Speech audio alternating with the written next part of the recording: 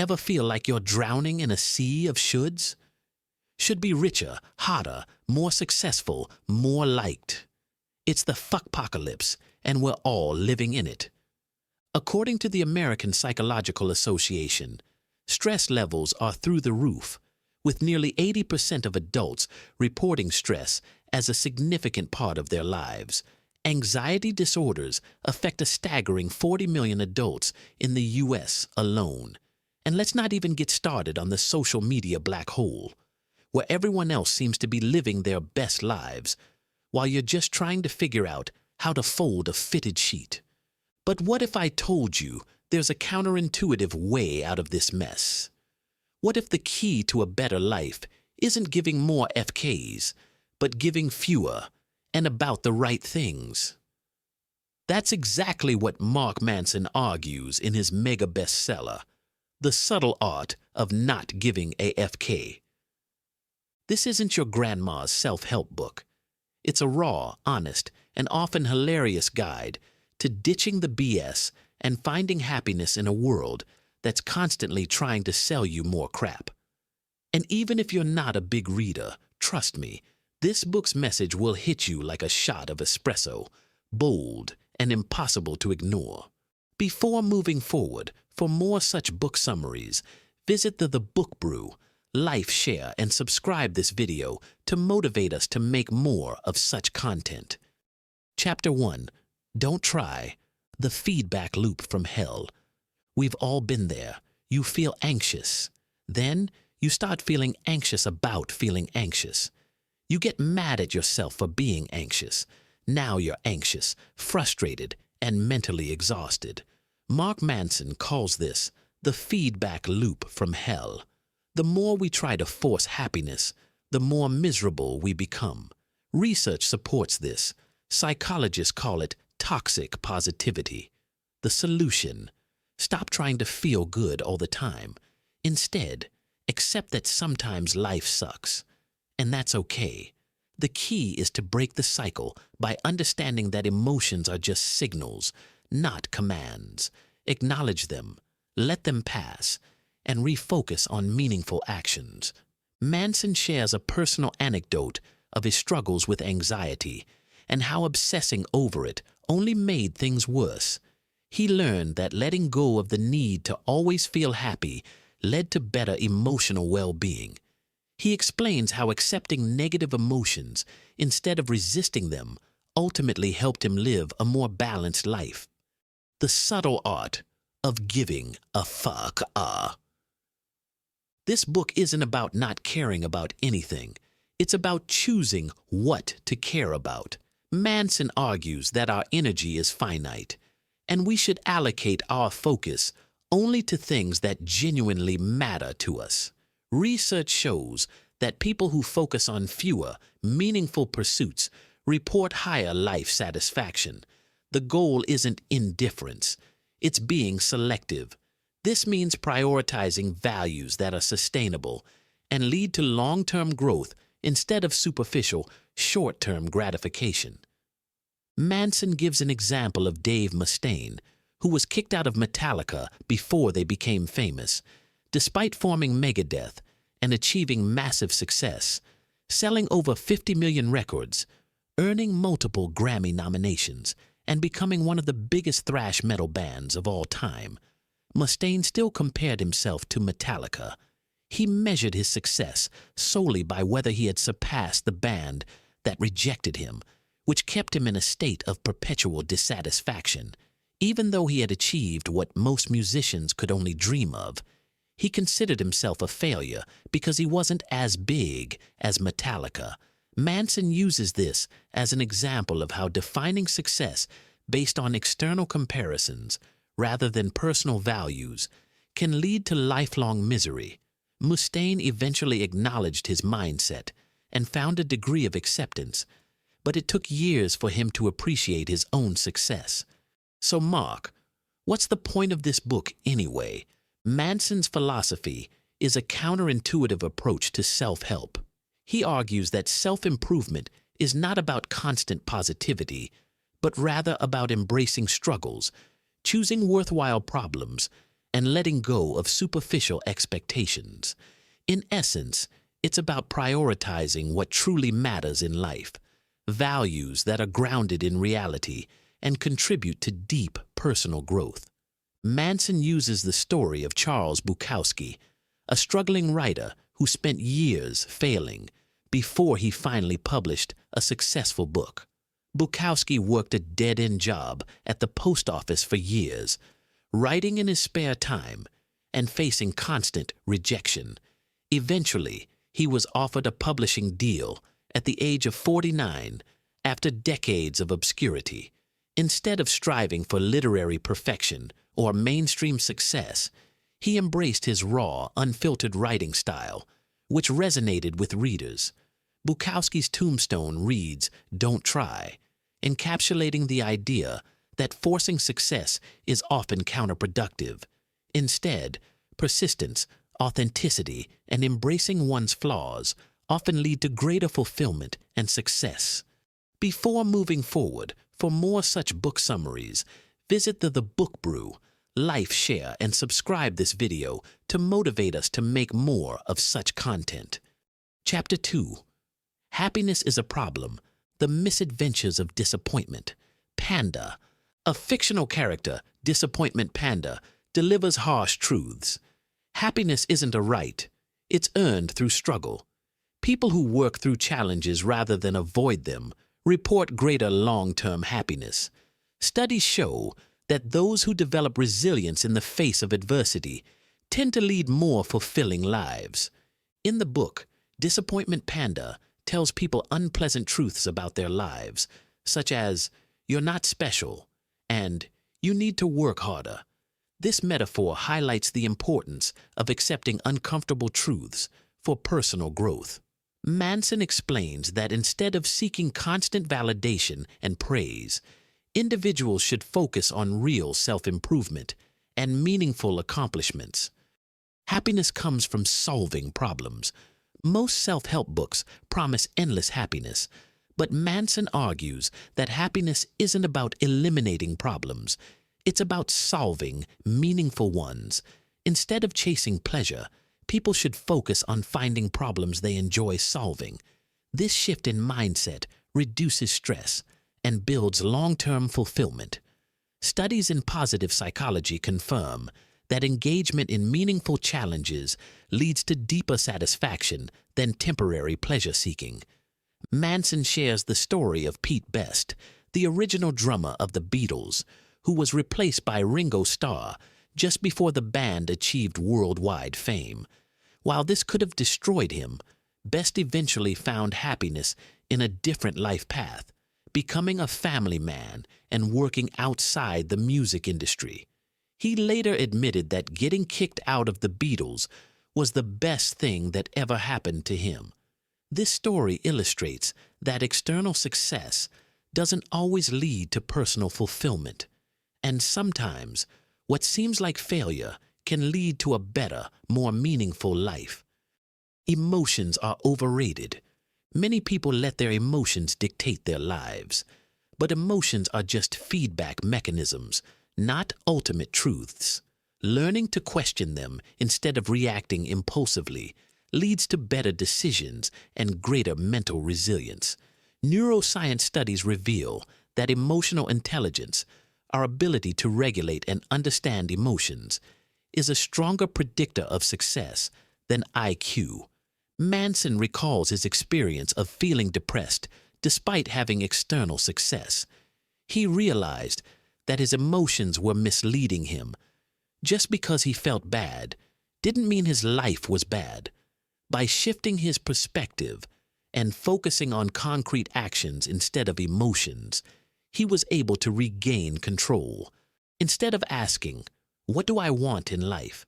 Manson suggests asking, "What pain am I willing to endure?" Success isn't just about passion, it's about resilience. Studies show that people who develop grit, perseverance through challenges, are more likely to succeed than those who rely on raw talent alone. The happiest people aren't those who avoid suffering, but those who embrace it for the right reasons.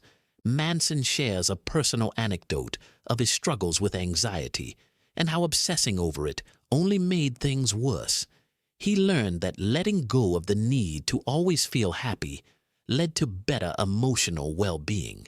He explains how accepting negative emotions instead of resisting them ultimately helped him live a more balanced life. Before moving forward, for more such book summaries, visit TheBookBrew, like, share, and subscribe this video to motivate us to make more of such content. Chapter 3. You Are Not Special. 3.1. The Tyranny of Exceptionalism. Society tells us we need to be extraordinary. Social media fuels this idea by showcasing only the highlights of people's lives, making us feel like we're failing if we aren't ultra-successful. Manson argues that being average is actually the norm, and that's okay. Recognizing our mediocrity helps us focus on what truly matters instead of chasing external validation. Manson talks about how our culture worships exceptionalism, but ignores the fact that most successful people spent years working in obscurity. He uses the example of athletes and musicians who train for decades before gaining recognition. He highlights Michael Jordan, who was cut from his high school basketball team, but used that rejection to fuel years of relentless practice. Similarly, the Beatles performed in small clubs in Hamburg for thousands of hours before achieving global success. Manson argues that the public only sees the success story, not the years of unnoticed struggle and failure that came before it. This illusion of overnight success creates unrealistic expectations, making people feel inadequate when their progress is slow. The key takeaway is that persistence, hard work, and embracing failure are what truly lead to greatness. 3.2. The Dangers of Entitlement. Manson highlights two forms of entitlement. 1. Believing you deserve success without effort, and 2. Believing your struggles are uniquely worse than anyone else's. Both forms of entitlement disconnect people from reality and prevent growth. Instead of assuming life should be easy, we must take responsibility for our problems and work through them. Manson shares the story of a man who spent years blaming external factors for his failures, his parents, the economy, his bad luck, without ever acknowledging his own role in his struggles. This mindset left him stuck, unable to move forward. It wasn't until he accepted responsibility for his actions that he was able to make real changes in his life.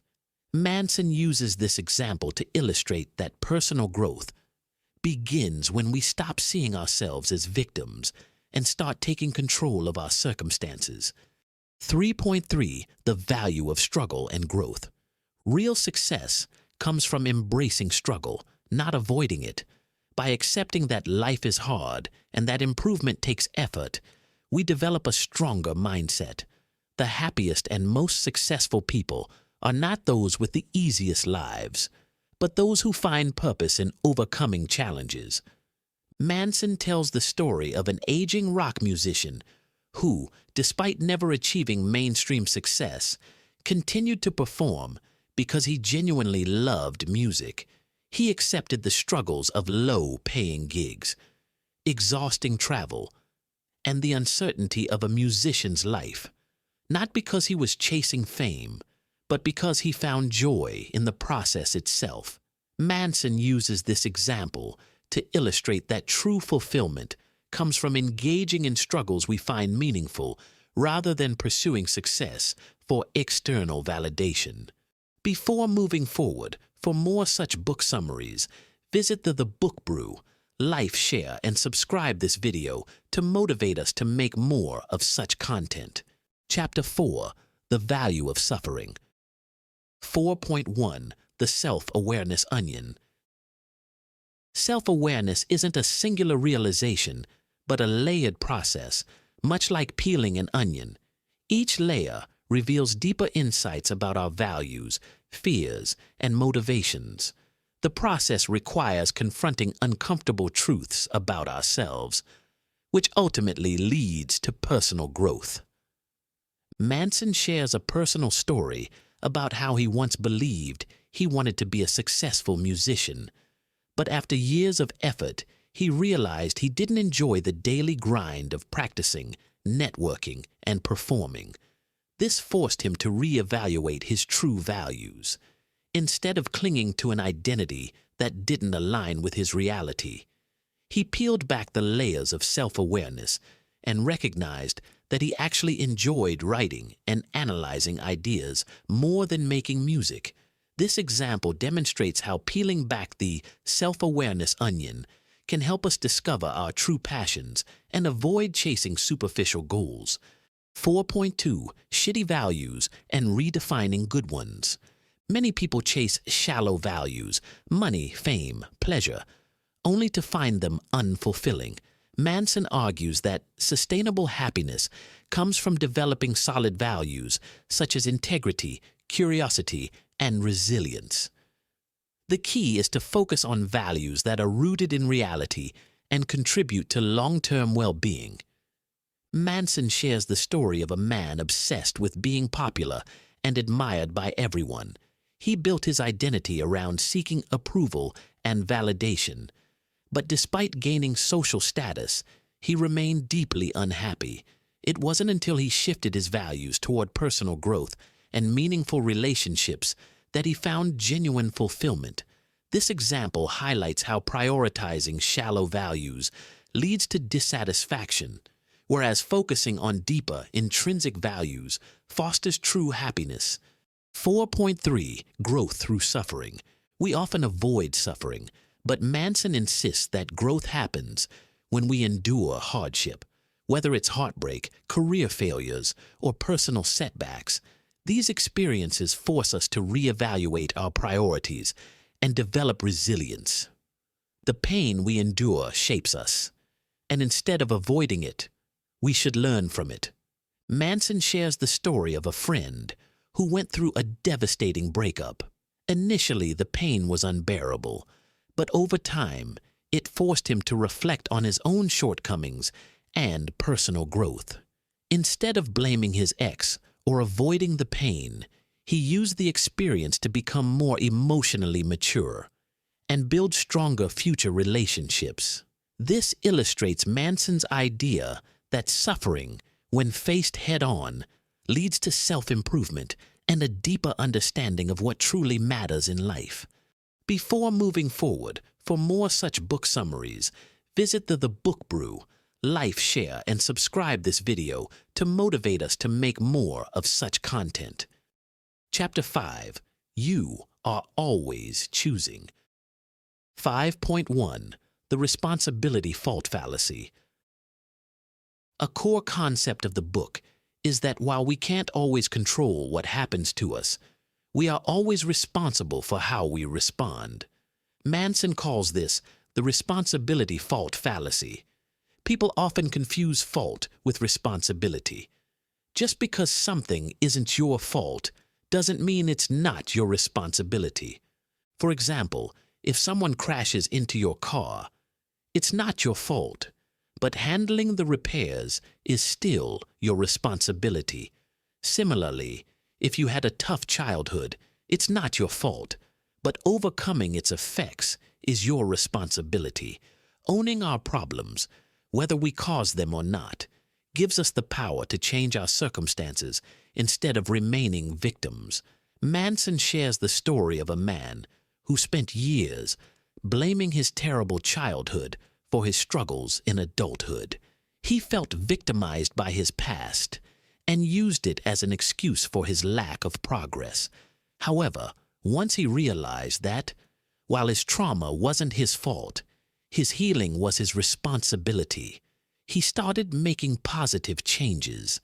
By taking ownership of his emotions and actions, he was able to break free from his past and build a better future. This illustrates how shifting from blame to responsibility empowers personal growth and self-improvement. 5.2. The power of choice. Manson argues that every day we are making choices, consciously or unconsciously, that shape our lives. Every decision, from the smallest habits to the biggest life changes, defines our future. Even in moments where we feel powerless, we still have control over how we react. The way we respond to adversity, setbacks, and disappointments determines whether we grow or remain stuck in negative cycles. By consciously choosing our battles and taking responsibility for our lives, we reclaim our power. Instead of blaming circumstances or other people, we must recognize that our reactions, beliefs, and mindset are within our control. Choosing to take action rather than playing the victim empowers us to shape our lives intentionally rather than passively enduring them. A great example of this is Viktor Frankl, a Holocaust survivor who endured unimaginable suffering in Nazi concentration camps. Despite losing his family and facing brutal conditions, Frankl found meaning in his suffering and refused to let external circumstances dictate his inner experience. He realized that even when everything is taken from a person, the last freedom is the ability to choose one's attitude and response. His book, Man's Search for Meaning, emphasizes that our greatest power lies in our ability to assign purpose to our pain, turning hardships into opportunities for growth. His story proves that while we can't control everything, we can always control how we interpret and respond to life's hardships. 5.3. You're always choosing, so choose wisely. Manson stresses that life is a series of choices, whether we acknowledge them or not. Every action or inaction is a choice, and these choices define our experiences. Ignoring problems is also a choice, just as much as facing them is. The problem with avoiding choices is that it leads to passivity, which results in circumstances controlling us rather than us controlling our circumstances. Instead of running from difficulties, we should actively choose struggles that align with our values, because struggle is inevitable, but we can decide which ones are worth enduring. The people who live fulfilling lives are not those who avoid hardship, but those who choose worthwhile struggles. For instance, if you want a successful career, you have to embrace the stress, long hours, and sacrifices that come with it. This is why so many people fail to achieve their dream jobs. They want the success without enduring the struggle it takes to get there.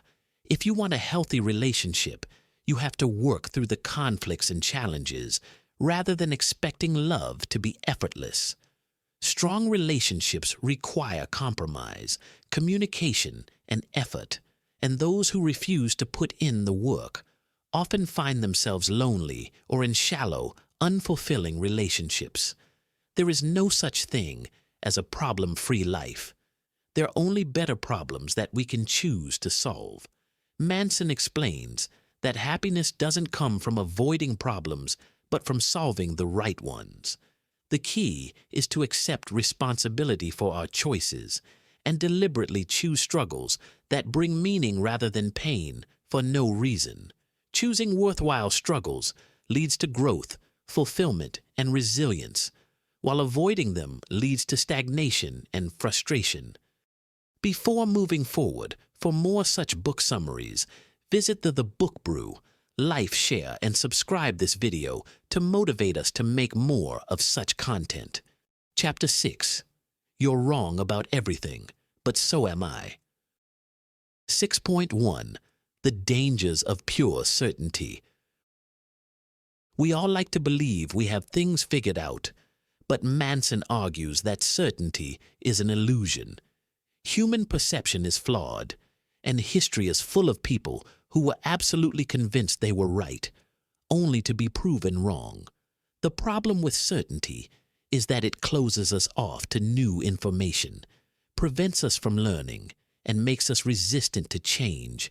Many of history's greatest mistakes, wars, social injustices, and scientific errors, stem from people being certain about things they later realized were false. Instead of striving for absolute certainty, we should embrace doubt and intellectual humility.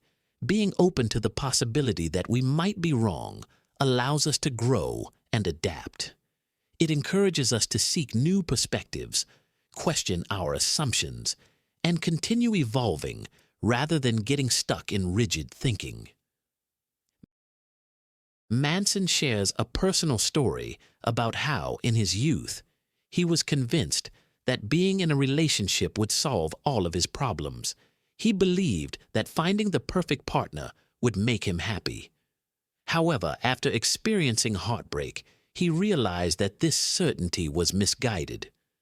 True happiness comes from within, not from relying on external factors. This realization helped him develop emotional independence and shift his perspective on relationships.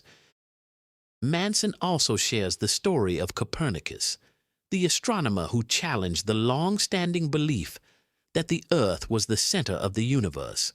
For centuries, people were absolutely certain that everything revolved around the Earth.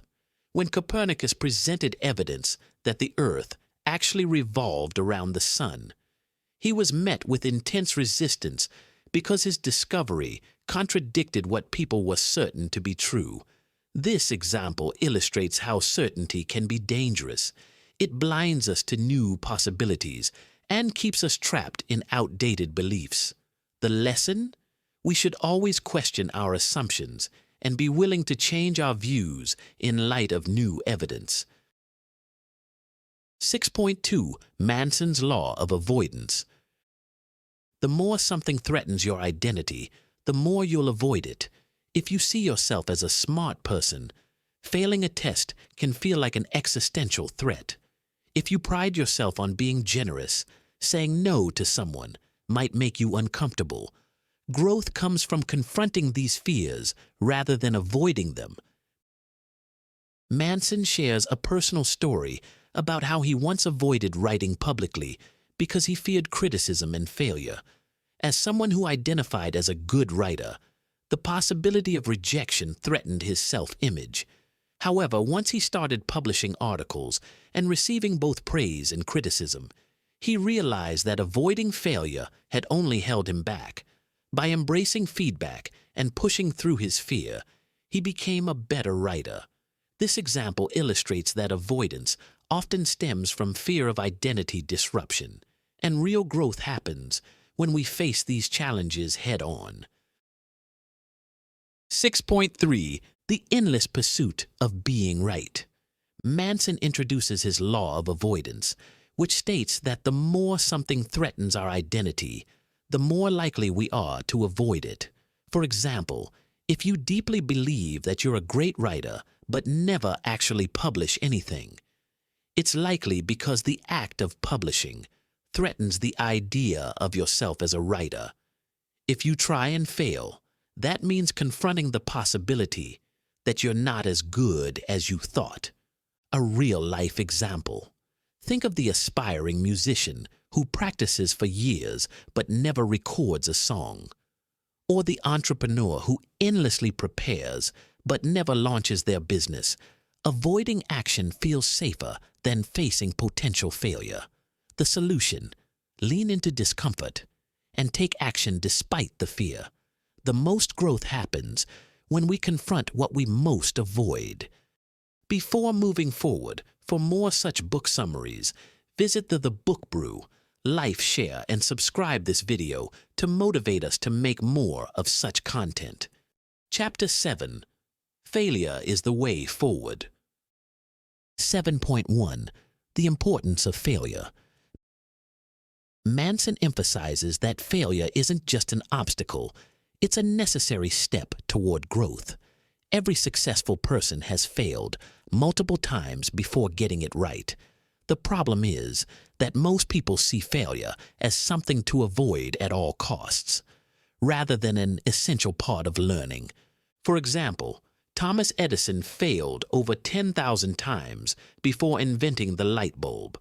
Michael Jordan was cut from his high school basketball team before becoming one of the greatest players of all time. These figures didn't succeed despite failure. They succeeded because of failure. The lesson?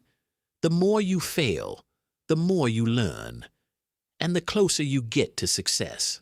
Manson shares the story of an entrepreneur who failed at multiple businesses before finally finding success. Instead of giving up after each failure, he used the lessons learned to refine his approach. By embracing failure rather than fearing it, he eventually built a thriving company. This example reinforces the idea that failure is a stepping stone, not an endpoint. 7.2. The do something principle. Many people wait for motivation to strike before taking action. But Manson flips this idea on its head. Action creates motivation, not the other way around. If you're stuck in a rut, don't wait until you feel like it. Instead, do something, anything, to create momentum. For instance, if you're struggling to write, don't wait for inspiration. Just write a single sentence. If you want to exercise but feel unmotivated, start with just 5 push-ups. The moment you take a small action, your brain shifts gears and motivation follows. The key is to focus on movement rather than overthinking. Example from the book. Manson recalls a time in his life when he was unmotivated and directionless. Instead of waiting for inspiration, he forced himself to take small actions. Writing a paragraph, applying for one job, making one phone call. Each action built momentum, leading him to greater clarity and motivation. This principle teaches that waiting for motivation is a trap. Taking action, no matter how small, is the way to break free. 7.3. Pain is part of the process. Manson reminds us that pain and struggle are unavoidable parts of life. Instead of trying to escape them, we should embrace the fact that all progress requires discomfort. Whether it's in fitness, career, or relationships, every meaningful achievement comes with hardship. The sooner we stop resisting discomfort and start working through it, the better our results will be. Growth happens outside of our comfort zones. If we avoid pain, we avoid growth. The people who succeed are those willing to endure the struggle for what matters to them. Example from the book. Manson shares a story of a boxer who trained tirelessly despite constant injuries and exhaustion. His willingness to endure pain made him a champion. This example highlights that pain is not a sign to stop. It's a sign that growth is happening. Chapter 8. The importance of saying no. 8.1. Rejection makes your life better. Most people fear rejection, but Manson argues that rejection is necessary to create a fulfilling life. He explains that avoiding rejection often leads people to conform to the expectations of others, rather than pursuing what truly matters to them. Learning to say no is an essential skill for defining one's own identity and focusing on meaningful priorities. Saying yes to everything leads to stress, burnout, and a lack of focus. The most successful individuals aren't the ones who accept every opportunity. They are the ones who selectively say no to anything that doesn't align with their values. Consider Warren Buffett, who attributes much of his success to his ability to say no to distractions. The difference between successful people and really successful people, he says, is that really successful people say no to almost everything. Learning to reject what doesn't serve you is the key to finding what truly matters. Manson shares a story about how he once tried to please everyone, saying yes to social invitations, business opportunities, and relationships that weren't fulfilling. He eventually realized that this behavior left him exhausted and unhappy. By learning to say no to what didn't align with his values, he was able to focus on what genuinely brought him joy and success. This example highlights how rejection isn't just about turning others down. It's about making space for the things that truly matter. 8.2. Freedom through commitment. Contrary to popular belief, Freedom doesn't come from avoiding commitment. It comes from choosing commitments wisely. Many people mistakenly believe that keeping their options open will make them happier, but in reality, this often leads to a lack of direction and dissatisfaction. People who avoid commitment often feel lost and directionless. On the other hand, committing deeply to a relationship, career, or passion creates purpose and stability. For example, people who constantly chase new relationships never experience deep, fulfilling love. Similarly, those who jump from job to job never develop expertise. Commitment forces us to invest time and energy, and in return, it gives us growth, satisfaction, and mastery. Manson shares the story of his own struggles with relationships. For years, he avoided commitment, believing that keeping his options open would lead to greater happiness. However, he eventually realized that true connection and fulfillment only came when he fully invested in one relationship rather than constantly seeking something better. This example illustrates that commitment, rather than limiting freedom, actually creates deeper, more meaningful experiences. 8.3. The Paradox of Choice. We live in an era of endless choices, whether it's dating apps, career paths, or consumer products. While having options is good, too many choices lead to decision fatigue and dissatisfaction. Studies show that when people have fewer options, they tend to be happier with their decisions. This is because having too many choices can create anxiety and a fear of making the wrong decision, leading to indecisiveness and regret. Manson argues that limiting our choices and fully committing to a few important things will lead to greater happiness and fulfillment. Manson references psychologist Barry Schwartz's concept of the paradox of choice, which explains that an abundance of options can lead to anxiety and dissatisfaction. He relates this to his own life, discussing how simplifying his career choices and focusing on a few key passions ultimately made him happier. This example demonstrates that reducing options and making firm commitments can lead to greater peace of mind and long-term fulfillment. Chapter 9. And Then You Die. 9.1. The Finality of Life. Manson reminds us that death is inevitable, and rather than fearing it, we should use it as motivation. The fact that life is temporary makes every moment more valuable. If you knew you only had 1 year to live, how would you spend your time? What regrets would you avoid? Thinking about death isn't morbid. It's an exercise in clarity. Example from the book.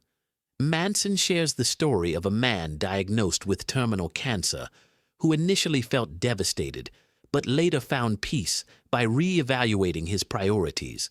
Instead of dwelling on his illness, he focused on repairing broken relationships, creating meaningful experiences, and living fully in the time he had left. This story illustrates how accepting mortality can help people let go of trivial worries and focus on what truly matters. 9.2. Something Beyond Ourselves.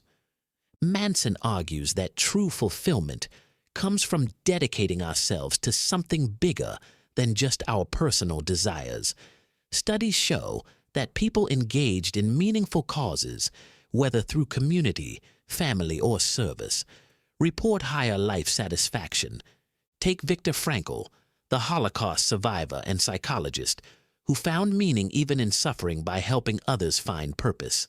Manson suggests that instead of obsessing over personal happiness, we should ask, how can I contribute to something greater than myself? The answer to this question often leads to a more fulfilling and purpose-driven life. Example from the book. Manson discusses the life of the Buddha, who was born into wealth and privilege, but abandoned his royal life to seek enlightenment. By dedicating himself to a cause greater than personal pleasure, helping others escape suffering, he found true fulfillment. This example highlights how dedicating oneself to a purpose beyond personal desires leads to deeper satisfaction and meaning in life. 9.3. The Sunny Side of Death. Memento mori, a Latin phrase meaning "remember you will die," was a core philosophy for the Stoics. By remembering our mortality, we stop sweating the small stuff and focus on what truly matters. Steve Jobs famously said, "Remembering that I'll be dead soon is the most important tool I've ever encountered to help me make big life decisions." The lesson? Instead of fearing death, use it to live with urgency, purpose, and intention. Manson encourages readers to embrace mortality, not fear it. He argues that remembering we're going to die can be a powerful motivator to prioritize what truly matters. Steve Jobs famously reflected on death daily, using it as a tool to cut through trivial concerns and focus on meaningful work. Similarly, ancient Stoic philosophers practiced memento mori, reminding themselves of death to live with greater intention. The takeaway: accepting our limited time can help us stop sweating the small stuff and focus on what truly brings us joy and fulfillment. Example from the book. Manson shares the story of a young man who experienced a near-death accident. After surviving, he realized how much time he had wasted worrying about insignificant things. This experience shifted his entire outlook. He quit a job he hated, repaired strained relationships, and started living with intention. This example reinforces the idea that embracing mortality can push us to make bold, meaningful choices. So, what's the key takeaway from the subtle art of not giving a F? It's not about being apathetic or nihilistic. It's about consciously choosing what to care about and letting go of everything else. According to a study by the University of California, people who prioritize experiences over material possessions are generally happier and more fulfilled. Look back at your current reading habits. Are you reading enough? No. It's time to pick up a copy and get started. Or start with something shorter, like an engaging book summary on the channel. What are your values? What are you willing to struggle for? What truly matters to you? Those are the F's worth giving. Everything else? Let it go. Now, I want to hear from you. What's one thing you're going to stop giving a EF about today? Let me know in the comments below. And don't forget to like, subscribe, and hit that notification bell for more bookish wisdom. Until next time, stay brewed.